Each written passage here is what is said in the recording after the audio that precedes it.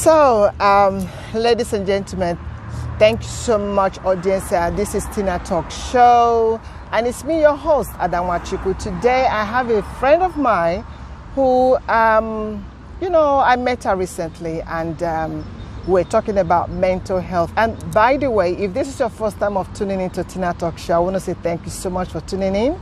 And if you are a continual guest, thank you for continuing to support me here. Like I've always said, Tina Talk Show is a place that is designed for you. Do you have something you want to share? Do you have that experience, that knowledge that you have gained over the years? Like I've always said, that sometimes we thinking that because we don't have the houses, the money or the properties to pass on to people or to our loved ones or to anybody, we think, oh, I haven't got something important, like something important as legacy. But you see, I've come to that place in my life where I've come to understand that the best thing we can pass on to anybody is the experience, is the knowledge, the wisdom that we have gained and what we know about certain things. Teaching it, passing it on to somebody else, educating someone about it is the best legacy. And this is actually what my friend is going to do today. We were the other day discussing about mental health and the understanding of mental health. You know, if we haven't been to a place, we wouldn't know where that place is, or we wouldn't know, what hasn't happened to you, we wouldn't understand it. You know, when people say, oh, I understand, but if you haven't been there, if you have not worn that shoe, you will not know where it pinches. And my friend, she have an idea, she understands what mental health is, and that's why she wants to bring that knowledge to us. Thank you so much. Just for confidential reasons, I wouldn't want you to just give yourself away. But then the most important thing here is, what is mental health? Mental health to me means keeping your mind free of too much pain and too much worries. Mental health is very important to be well and to survive through trauma. If you have mental health problems, you can survive. And mental health to me means keeping well, keeping happy. And when I'm feeling sad or depressed or low, having the right people around me when I need people. Yeah. And also understanding what I'm going through, knowing it's not as bad as it feels. Sometimes it feels really bad and I'm really confused and I wonder why I'm going through this. And sometimes you can actually try and make yourself well by doing things that will be practical enough to make you well. Yeah. Have you? Thank you so much for that so far. You see, doing something practical. One of the things that I'm looking at mental health from African community point of view. Yeah. There's that understanding is not there. So how can somebody know that their mental state is not stable?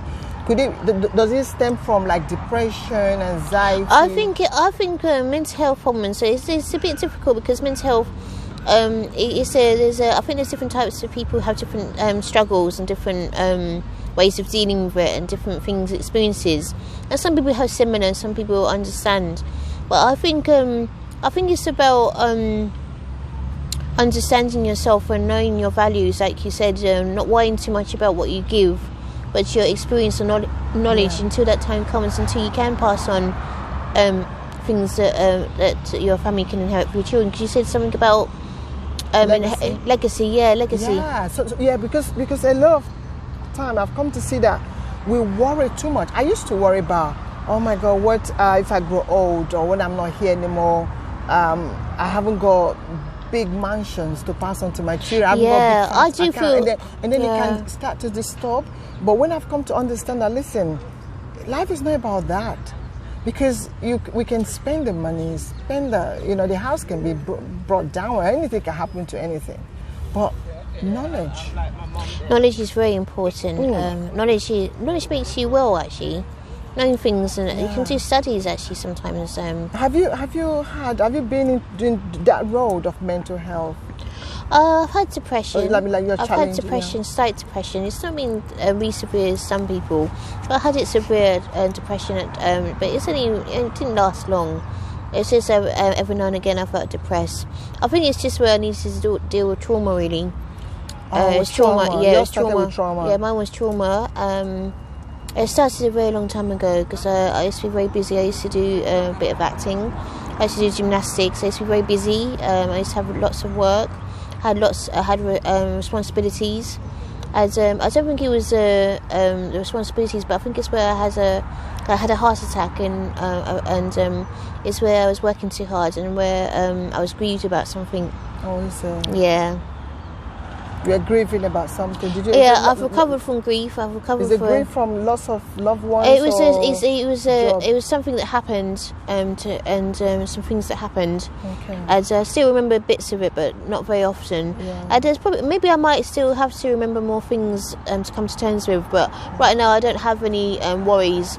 And I think then there's times when you don't have worries, enjoy it. When you do have worries, try and enjoy life still and try and pass through it. I mean, some people enjoy being depressed, so is it? You know, some really? some people do. They actually make. They like that being. Yeah. Go on. I don't mean they enjoy it, but I mean they use it for their advantage to help people. That's what I mean. Ah, wow. I mean, do you think if you had when you were grieving? Are you still grieving now? No, not now. So I have a little bit of grief, but not so severe. How did you come out of the grave?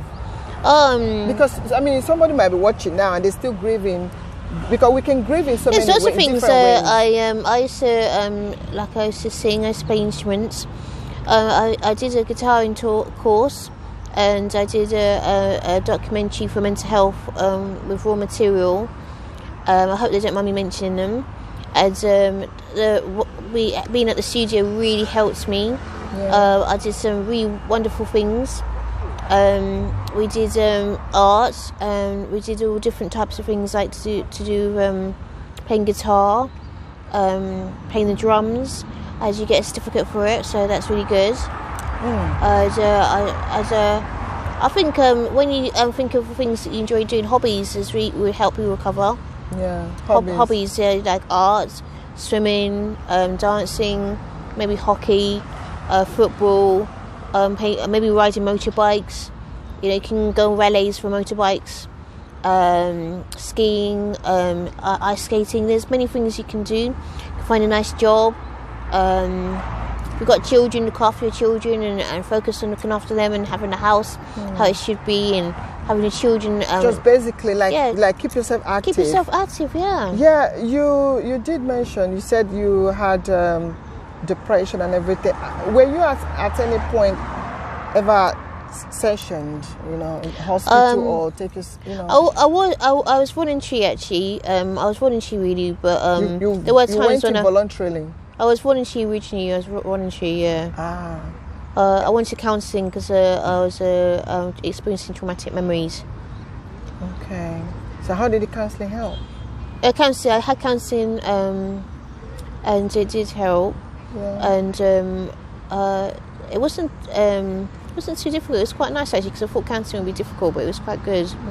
Yeah. Have you been to the hospital before, like mental health hospital? I admitted myself into hospital several times. Yeah. Yeah. Just for a rest and for someone to talk to and do a bit of counselling. Yeah. So what was the experience at the hospital? It's quite nice, but after a while, I think when you get better, you don't need it, and it becomes depressing being in there.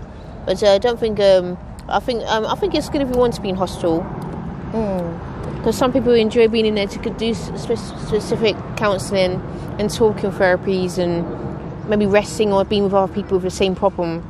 So what I'm understanding from you now is that mental health, like hospitals, actually there is more that you can get there as opposed to the way you can, but sometimes because I haven't been there before. I used to think that they would tie you down, pin you down. There are people like that. So if the staff are like that, then something's wrong. That means there's something wrong with the staff. But most staff are trained to look after you, and they wouldn't do that to you. They would look after you, and so when you feel ready to go home, they would support you to go home. That's just young persons who are training to be staff and who are not thinking straight. I don't think holding people down would help.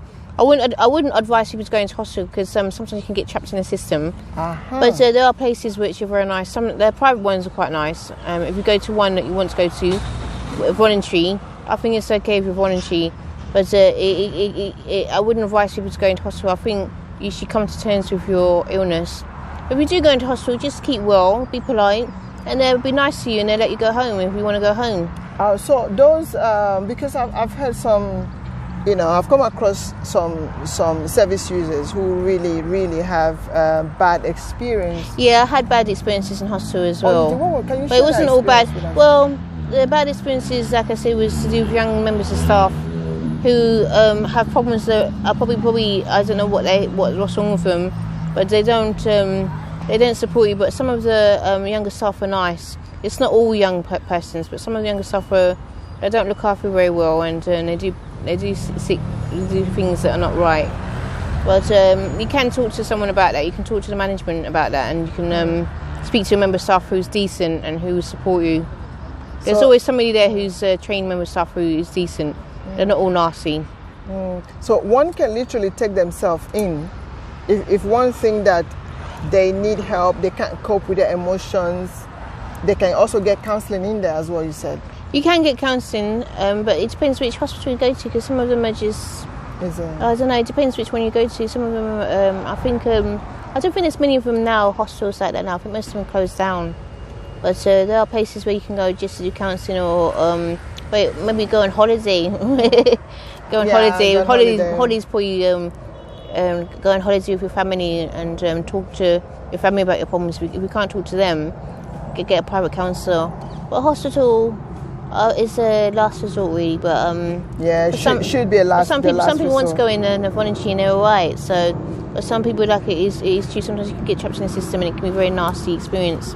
And if you get that, then you should protect yourself and try and keep out of it if you don't like it. If you don't want to go into hospital, just don't go in there. Just keep yourself well and just tell them you don't want to be in hospital. I'm sure they listen. Yeah. So mental health means when the mental state is I don't think it's really as bad as what we make out or we think. I mean, some people are rude about people who have mental health problems, but mental health problems isn't to do with acting strange. It's to do with coming to terms with your insecurities or your special... Because some people have special needs, and there's nothing wrong with them, and people get confused with special needs and with mental health. Yeah. Mental health to me means coming to terms with your trauma as your life experiences, things that hurt you, coming to terms with doing something therapeutic, doing some art, maybe taking a course in art, or being with people who are good at teaching lessons and I don't know what it's called, like emotion. You can do courses to do with emotions. Yeah. You can do different things. Like well-being. Yeah, classes, well-being. You can do classes. Art to me and music is the most important to me. Yeah. That's what makes me well. As being with people that I like being with, I feel safe with. But I think you just need to think about what you like doing.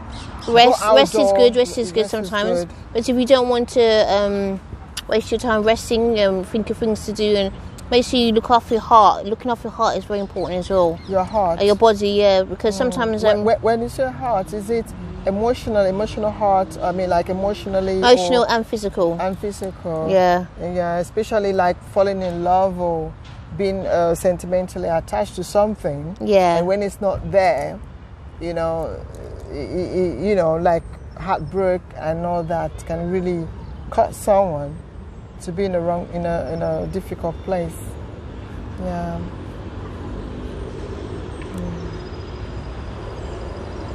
So it's quite good that you've been able to, to continue to stay strong.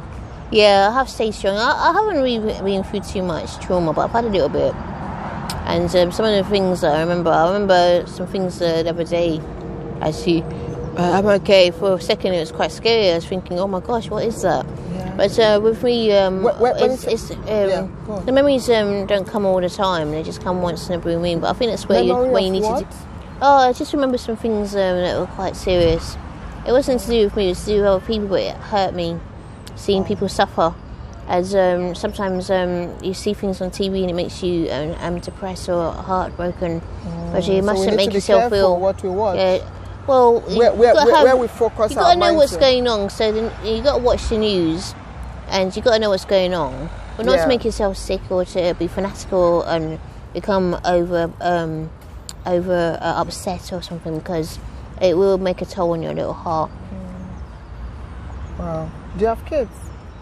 I have family, yes. I have family. How many? I have. I have 4. I have children. Yeah. They're doing good. Yeah. Right.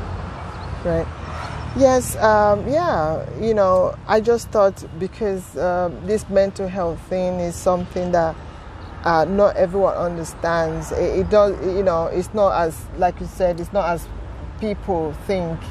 Once you have mental health challenge is literally getting a challenge of stressing about what is happening around you. Yeah, I think it's just about enjoying life and just recovering and just. It depends, because some people have a hard time, and some people just have a slight bit of depression.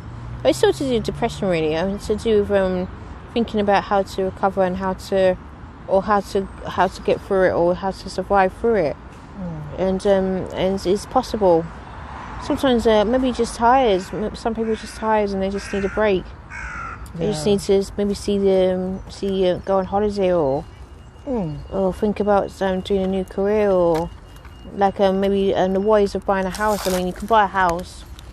You could get a job. Buy a house? Yeah, because you were saying that you were talking about people who wish they could leave inheritance for their loved ones. I mean, you can do that. It's not impossible. Houses, it is important to people. It is important to people to have things like inheritance that for their family or for their loved ones, or maybe buying a house for your parents or for your children or for your grandchildren or for your partner and yourself. Those things are they're very important. Not to make yourself unwell with it. Not to make yourself unwell. Is that what you mean? Exactly. That's what I mean. Don't make yourself unwell about it. If you can afford them, fine. Yeah. But if you can't afford it, it's also good. Because a lot of people, because they stress so much on what they want to leave behind, they are not living. They stopped living.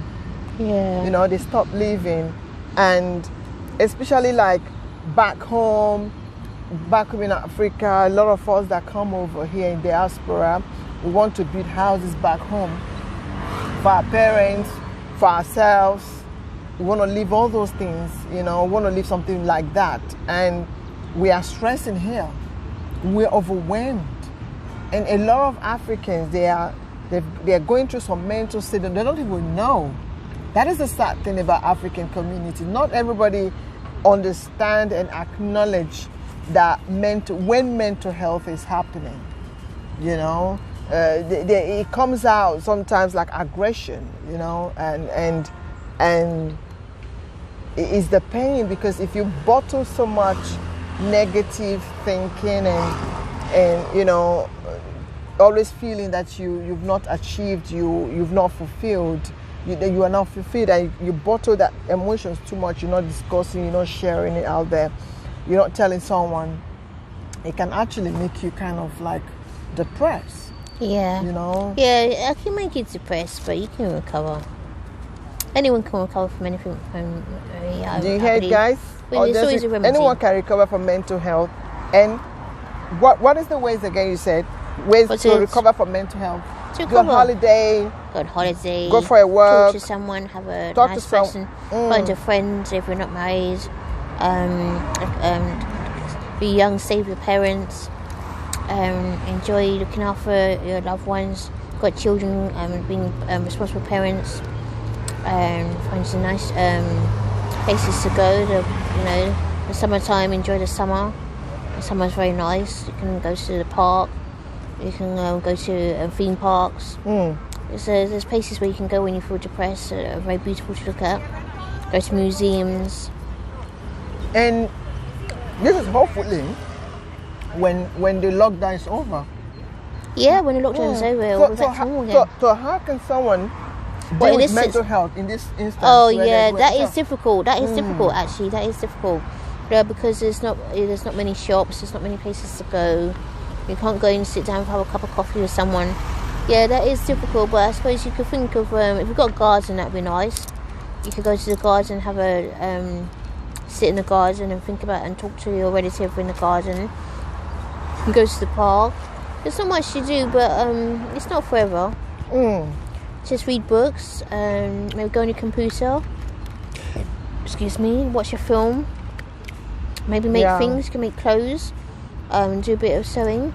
Maybe a bit of art. A lot of people, if you like music, doing a bit of singing or guitaring, or playing the piano. Yeah. Just keep the mind active. Not to overexert yourself, but to enjoy life and enjoy recovery and enjoy keeping well. Yeah. It's very, very, very important. Yeah. Now everyone can come out. It's so sad because those people who were able to get job, who to keep their job in this period of lockdown, at least they can go out, but also knowing and being aware of the risk involved with COVID spreading and all that. But imagine someone that is been locked in for a lot of that would be terrible. I wouldn't be able to cope with that. That would be terrible. Some people don't mind and find things to do at home, but I wouldn't be able to do it. No, I don't know. That is. I think if you're trapped inside, you're gonna have to call someone. You're gonna have to call people. If you feel the need to speak to someone and be with someone, if you can't cope with being alone, and go to the park and have a picnic or something, or maybe. I don't know. I don't think that's just fun. No. So basically, we're saying, audience, as you've heard, mental health is not. But do you think someone who has really, really gone deep into, like, start to take medication? Yeah. If you don't mind me asking, do you sometimes do you take medication to kind of help out, to control your mood I sometimes? just ask for antidepressants sometimes. Antidepressants sometimes, yeah. So what happens? But not now. I'm all right now. I've recovered now. You've recovered. That's good. That's good. So what we're saying is mental health is something that one can recover from it by doing activities. I think yes, you're right, because it's just about doing something, coming out, getting fresh air, trying to engage in something, because it's actually when the mind is not in the right place, then it becomes that mental distortion, so it's about doing something. I don't know, because real doctors, who are trained to look after people with depression or whatever you want to call it, they don't normally make a fuss. They normally just tell you straight, there's nothing to worry about and you'll recover, especially if you want to recover. And they wouldn't embarrass you or talk about how you're crazy or peculiar. They wouldn't do that. They're really nice people, most of them. Psychiatrists are really nice people, most of them. Well, all of them are really. I think it's just some of the ones that go under psychiatry who are not always 100%, but I think a psychiatrist, a real one, would never embarrass you. He would really let you know that you can recover and that he understands, and if he doesn't think that there's something wrong with you, he'll let you know, and if he thinks there's something wrong, he would give you ideas to recover and to get through it. Yeah, that's good. So there's help there. Yeah, there's help. There's help there. It's no embarrassment. It's sometimes, it can be embarrassing, but I think that's just when people don't understand things and when they haven't gone through it, or they don't know they've got the same illness. And people also worry about the stigma attached to it. They think, I don't really take it personal. I used to take it personal, but I don't take it personal anymore. I just think if you're going to be like that, then you got a problem yourself. Exactly. You're going to start taking advantage and taking the micro out of people who have mental health problems, then you're not really respectable. I mean, an instant joke is okay, but instant jokes are okay, but if it's someone nasty, then they've got a problem and they've got mental health problems themselves in my eyes. Exactly. That is it. That is the thing. Exactly, because in this life we need to understand. Like I always say, we all have challenges. It cannot be the same, different challenge, but doesn't mean anyone is mentally stable everyone have something. One. I don't think many people. I think that, like I was saying, so a doctor was saying to me, sometimes people have a confusion between autism and special needs and being mentally ill, because some people. I don't think autistic or special needs people are normally mentally ill, but mentally unwell. Sorry, because mentally ill is old-fashioned and it's not right. Yeah. Mentally unwell. When people have depression or mental health problems, I think you have to know what you're talking about and know the difference, and know what that person's going through, or what they'd like to be described as, or how they'd like to be treated. It's very important, and not to be embarrassed or not to be exposed to things that they don't want to be exposed to, that they don't need to be exposed to. Yeah. So there's different. Somebody going through autism. No, I'm not saying some people are autistic and people think, oh, you've got mental health problems because you're autistic. That's not true. That's not true. Definitely not true. Or special needs, because some people have physical habit challenge. Physical challenges. Yeah, challenge. It's not mentally challenged. It's not necessarily mental. mental. I think mental challenge is a lot to do with. Just because somebody is shouting or behaving in a certain way, don't mean to say you're off key. They might be upset or something, or maybe they got a hearing problem, or maybe they don't know how to talk, or maybe they're frightened. You know, some people think, oh God, you're mentally ill, and you're not always necessarily mentally ill. Maybe they're just going through a challenge. Exactly, just facing challenge. Mental health problems is a personal thing. It's to do with if you want to talk, and if you feel you need the help. I don't think you should be forced into hospital because you've got depression or because you act strange. I don't think so, no. I think it's up to you. It's up to you. And one of the ways, just be, talk to someone, cheer yourself up, listen to music. You know, sometimes when I face my challenges, that's when I dance. I just play music, like just to snap out of that moment of sadness. Because depression, what most people don't understand, that it can hit anyone. I mean, like, it hits almost everyone anytime. I think it's because depression is when you through other people's experiences, you can keep yourself well. You know, some people share things that they've been through. I've met I've met teachers who've had mental health problems. They said, "Oh, what's wrong with you?" And I say, "What do you do what's your work, or where's your career?" And they say, "I'm a doctor or I'm a social worker." And I think, wow, anybody can suffer depression. It doesn't matter who you are. It doesn't matter who you are, you know. Like I get it every now and again. We're kind of like stressed. You get depressed sometimes too. Yeah, you know, just feel like, because you're a nurse, aren't you, or OT? Is it what? No, psychotherapist. Psychotherapist, yeah. Yeah, of course. I mean, depression means like you're just facing challenge that overwhelms you. Yeah, and sometimes when you see people suffer, sometimes it can break your heart as well. Yeah, exactly. Make you a little bit depressed. Yes, it does make me see depressed. People special in your life. So depression is not only like when you kind of get to the place of madness. No. No. Yeah, you can. No. I don't think they're mad, actually. I think they're just in pain. In pain. I think they're just in pain. Yeah, I don't think they're mad. I don't think people. I get overwhelmed. We say mad, but I don't think they're really mad, or us really mad, or really mad. I think it's just emotional pain. There's so much pain that they just are crying and shouting, or I've had moments. They're frightened. Yeah. I had moments where I was very anxious, and I'm not even sure what I was anxious about. I've had that. My heart would just jump. Yeah. Like, I'll just go. You know, like I'll just feel like my heart just jumped out of me, and I'm like, why does it keep jumping? Maybe have you got something to do with, or is it just your work? Because sometimes working with people, I think when you're looking after people, sometimes you say if someone dies, or if you're worried about somebody, maybe about yourself, or maybe you miss someone, Because the period that I had them was when I was actually in marriage.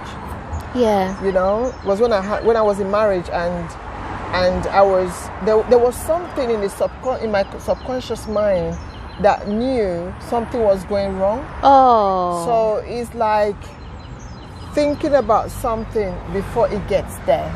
Yeah. because there were so many happenings around me. Yeah. Like what you would say, like handwritings on the walls that indicate that something was going to happen. Yeah. And that subconsciously filled me in, and I was just very anxious, very scared. And I'm like, why do I keep being scared and not really know exactly what I'm I've scared had that. about, That is frightening, but you know? yeah, I think it reveals itself in the end, doesn't it? It always, you always understand what's wrong with you. Sometimes, like, I was speaking to my friend, and I had a cold, but I didn't know I had a cold, and I couldn't see straight. My eyesight was very blurred, and I was really frightened of what I was going through. But he said, "You just got a cold."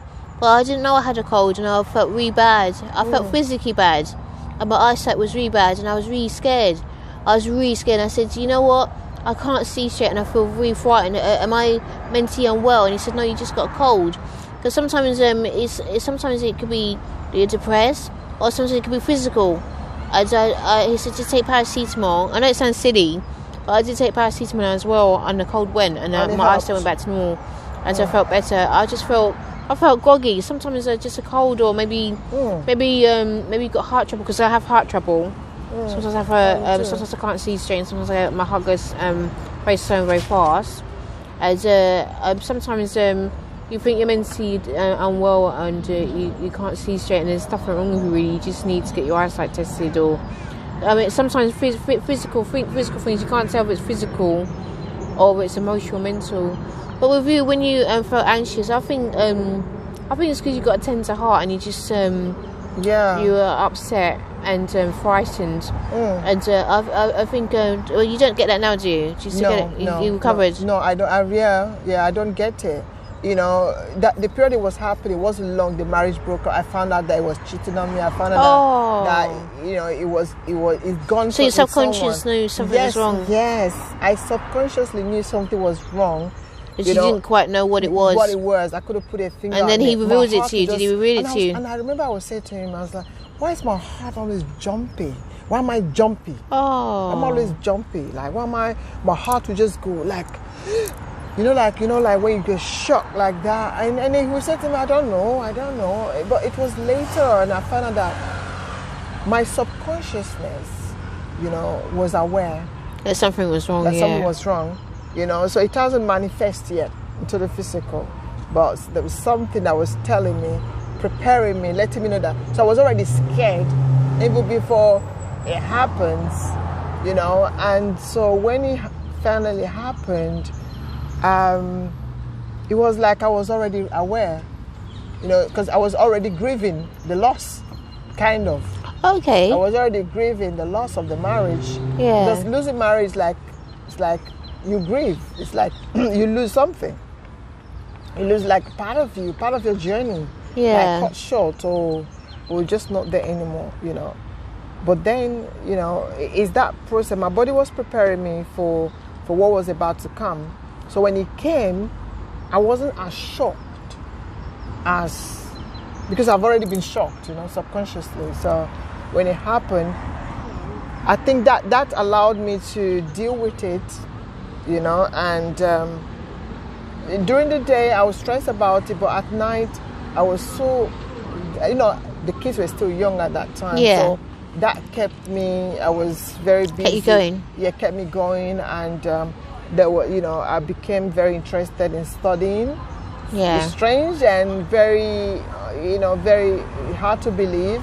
But when I enrolled to study, I wanted to do, before I got into uni, I wanted to do diploma in counseling that allowed me to study a degree course. And that really put me together. I mean, I don't know, but it happened like that for me. So having something to do, imagine if I wasn't active and I wasn't doing something, I don't know where I would have been by now.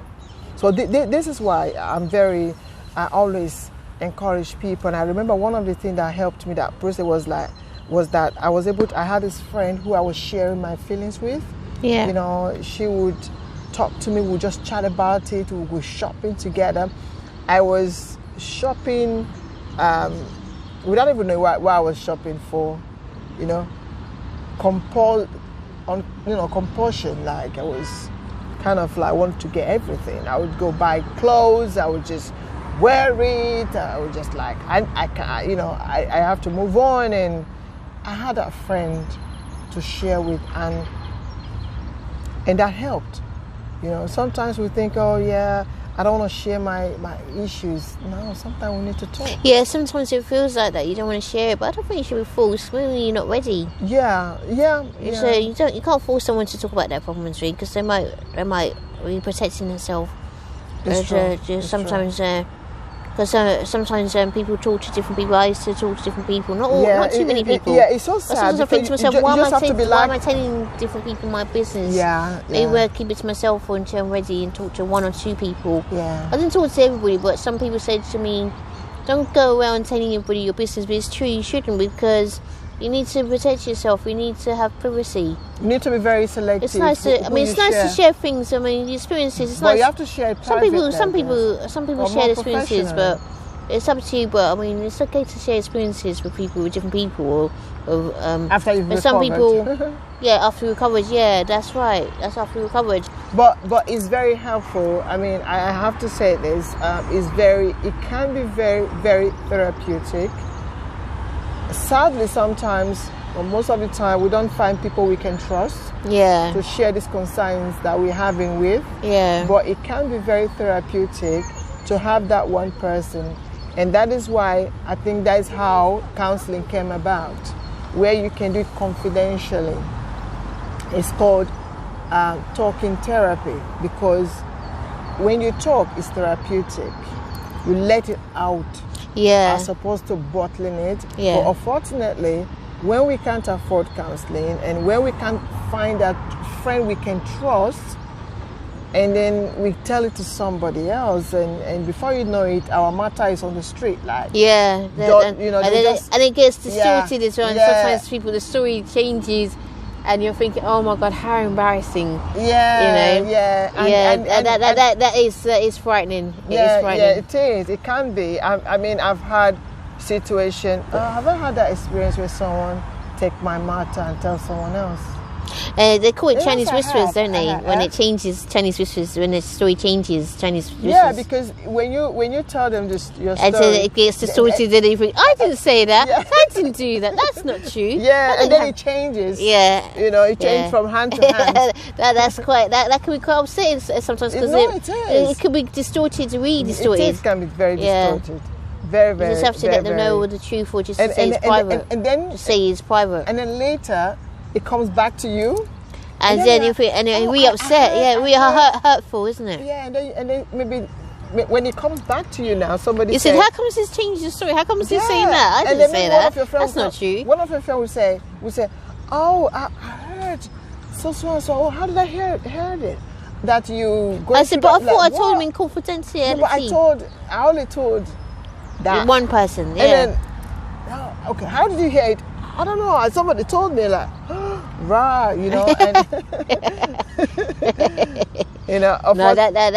that can be upsetting. Actually, no, it can be, and very degrading, and very kind of very shame. You become, depending on what it is. You get shame, you get shame, and this is another reason why people don't share their mental challenges again with people, which is because sad. they don't know how it's going to be interpreted. How it's going to be interpreted. Get hold of the information. Yeah. If you want counselling, that's true. If you want counselling, you have to choose the right person. Just I don't know, choose the right words as well. If you're too frightened, you don't have to tell people your business. So what's the final thought? If it's too unbearable to not be able to talk to somebody, then there must be somebody you can talk to. There's always somebody you can talk to. You just have to choose the right person and just make sure you know what you're doing. So what would be your final thoughts to someone watching right now? Your like advice you want to give to them, like about mental health? Not to be too harsh on yourself. Not to be too harsh. Think about things that are pleasant. Think about the wonderful things in life that you've achieved or that you can achieve as well.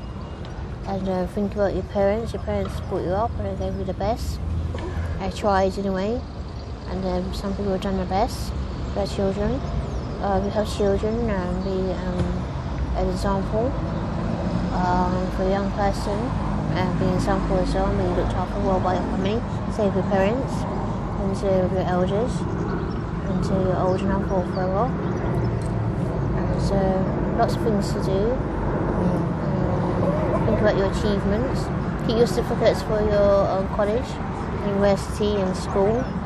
All the things that you did help you and find a nice job. And still, even though we're talking about not making yourself ill when you want to. Yes, audience, thank you so much for watching. Yes, I just want to say thank you for watching. If this is your first time of seeing this, please don't forget to subscribe to Tina Talk Show, and also follow me on YouTube. If you are watching it on YouTube, don't forget to subscribe and push the notification button. So next time when I bring you an amazing guest, you'll be the first to find that out. And if you are watching me from Facebook, Tina Talk Show, don't forget to follow me there. And if that's where you're watching me from, go to Tina Talk Show on YouTube. Tina Talk Show Bridging the Gap. You have to put Bridging the Gap, otherwise you find other Tina Talks. There's so many Tina Talks out there. So Tina Talks Bridging the Gap. If you're watching me from Facebook, please go there and subscribe. And if you are watching me on maybe Instagram, okay, follow me there, and also please check my bio and follow me there. And in case also you're watching me from WhatsApp, because WhatsApp, they do picture-to-picture video, you can watch there. If you're watching me, please don't forget to push that link, and it will take you to my YouTube, where you can subscribe and to support me. Thank you so much for watching, and until next time, it's me, your girl, your sister, your friend on Tina Talk Show, and bye for now. Until next time, bye. Bye. Say bye.